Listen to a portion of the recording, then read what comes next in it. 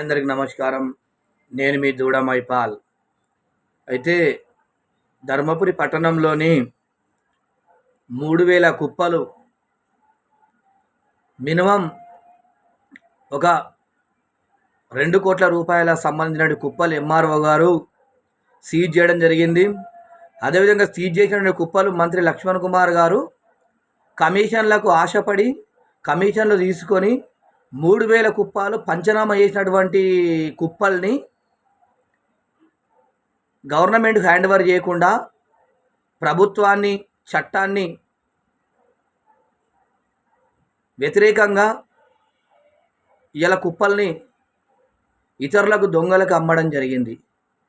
మరి లక్ష్మణ్ కుమార్ గారిని ధర్మపురి నియోజకవర్గ ప్రజలు తెలంగాణ ప్రభుత్వం ఇలా మోసాలు చేసి అక్రమాలకు పాల్పడే వాళ్లకు సపోర్ట్ చేసే విధంగా చేయాలనే సంకల్పంతో మరి ప్రజలు గెలిపించారు. అర్థం కావట్లేదు. లక్ష్మణ్ కుమార్ ఈ చిల్లర రాజకీయాలు మానుకో, నువ్వు ఈ మోసపూరిత రాజకీయాలు మానుకో.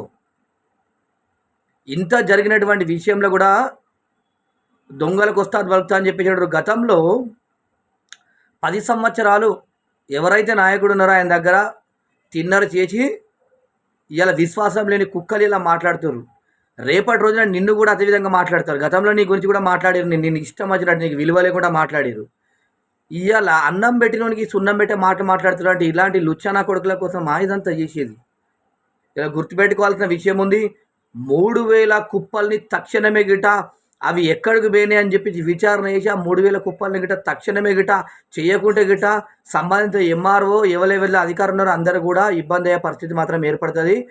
అటుగా గవర్నమెంట్ అధికారులారా మీరు మీ మీదకి తెచ్చుకోకండి, అనవసరంగా తెచ్చుకొని అటుగా ఇబ్బంది పాలు కాకుర్రి.